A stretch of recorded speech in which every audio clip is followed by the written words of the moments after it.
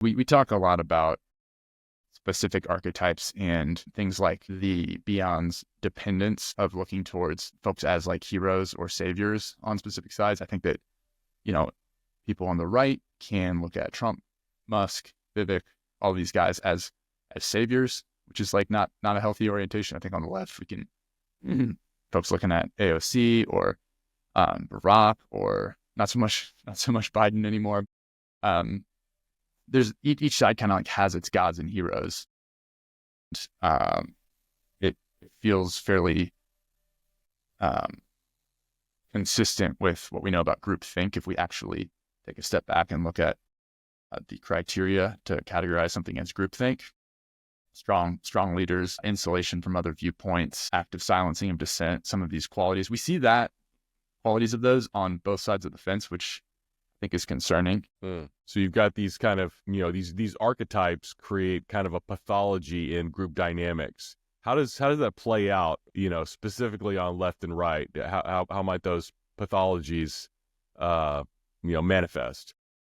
I think, well, like one way, I'm not sure if it's just left, right, but it's like, it's easily done by anybody. Could just be human nature, but it's like a cancel culture. You see clips of long form videos, online, snipped to the most controversial piece where it's used to cancel somebody based on like something they haven't said. I think there was one going around Donald Trump being like super racist. Yeah, the very fine people thing. Yeah, and like that was, and then I remember that was just like completely debunked, and it was just shown what this meant in the long form context. Yeah, but I'm not sure. I think there are personality proclivities, towards the left and the right. There obviously are. There's loads of literature on that.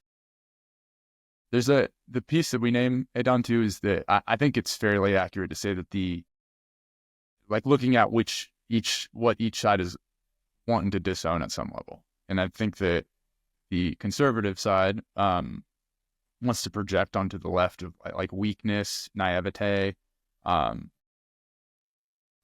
like kind of the sheep herd mentality of like, which is so weird from when we grew up. It's such a different shift, but like sucking at the government kind of mentality, socialist ideas. But this idea of like weakness and naivete, and it's like, hey, you hold this psychic material for us, and we're going to project that onto you. And then on the flip side, the progressives want to like outsource or project out. Yeah. Yeah, like the toxic masculinity or like abusiveness or over harshness and like the racism. Like, oh, I don't have any racism here. Like you have these biases, and I mean, if we're objective, like people have biases. These are heuristics that all of us use, right? Like on some level. Yeah, I think as well, we get into it around cancel culture, but I think specifically it's very interesting, and maybe I'm seeing something that's not there, but I'm not sure that's the case, where I think a lot of this sort of political correctness, whether on either side, I get into it in the book. It comes from sort of this Simon Western. He's a scholar that talks about this. It comes from like a wounded self where they've been hurt and then they don't want anyone else to feel like this. So then this sort of it turns into almost a maniacal moral mission to not let anyone else feel the pain that they've felt. And then that's almost used to just treat somebody in crazy ways. But then they can't see that in themselves. They can't connect with this aggression that actually underlies that sort of impulse to hammer down or destroy an opposite opinion because they see the other as a bigot.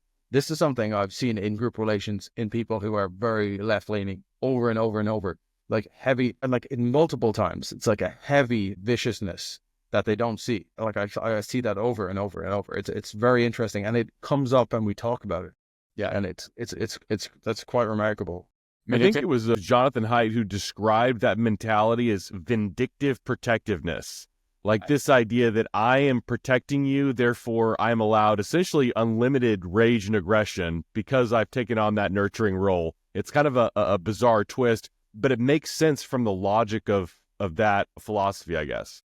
Yeah, it connects with the drama triangle, I think is really helpful. It's like looking at, I think you could draw this for folks on both sides of the political aisle, but if we're looking at the left, I think that the drama triangle of the persecutor, victim, ally, you see folks like bending over backwards to like say, I'm an ally, or ally is not the word that Cartman uses. It's rescuer, right? But I think we can basically like change the wording and match really nicely with what goes on social media. Like rescuer equals ally, victim equals marginalized, persecutor equals oppressor or colonizer or whatever, right? It's just like altered, like substituted vocabulary for the drama triangle. I think it connects a little bit with what Gadsad at least calls the suicidal empathy type of drive, right?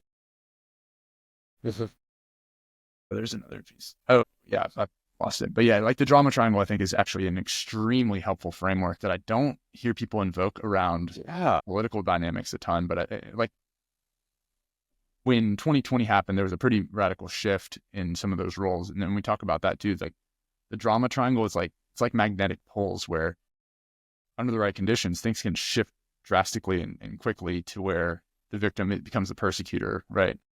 I think something that's fascinating about that, correct me if I'm wrong, but it kind of a clinical discourse, a lot of times the rescuer is doing it for themselves more so than for the victim. And I see this so much with progressives, like, look at me, a good white person, I need to save you Latinx people.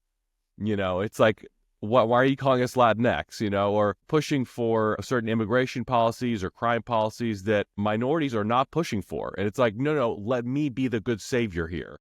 Well, and what we talk It's about very- is the rescuer is actually becomes invested in keeping the victim weak. That's part of the fantasy, right? So the victim is projecting on the persecutor like you're the bad person and I'm innocent. And so it's like I like to think of like what are the fantasies of each position there, and the persecutor draws. There's something nice about you're important when you're the villain.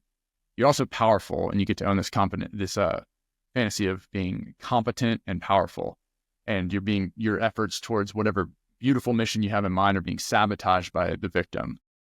Yeah. And the victim is like, well, you're the bad guy or whatever, and you're misguided and evil and like oppressing me, and that the ally or the rescuer is invested in keeping the victim weak and needing help.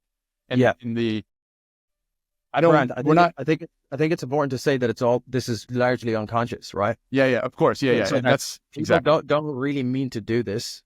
But because I don't want it to come across like as if it's almost like, no, you're doing this directly. But yeah, like even Bram, we were at an event recently in Norway, and it's like we walk into like an environment event, and it's like this exact same situation happens where it's like, no, we are the ones who know, and we're going to give you this knowledge that you need to know, and you have to get in line. And everyone is just like, yes, please give me the knowledge. I'm all here with, I'm also on your side. Yeah, I don't know. It's vindictive, and it's almost like you know more than the minority or whatever, slot into this position. Well, the other thing too is that this is not to say that all helping behavior is toxic. I think that's to preempt any comments that might pop up. The extent it becomes an entrenched group dynamic when those three roles are crystallized, and also my metric for asking like, is this a group dynamic? Is you hinted at it, Ryan.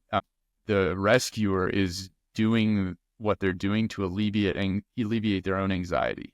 So the extent to which that helping behavior is to alleviate anxiety or discomfort, or it's a defense mechanism on the part of the rescuer, typically that's going to be unhealthy. And again, it's unconscious. It's narcissistic supply, I think, is the word. It's like they're filling something for themselves, but it can be very subtle and like unknown. And often that's people are pulled into that, and they develop a resentment over this, is what I see too, almost needing to do something compulsively to help. Anyways.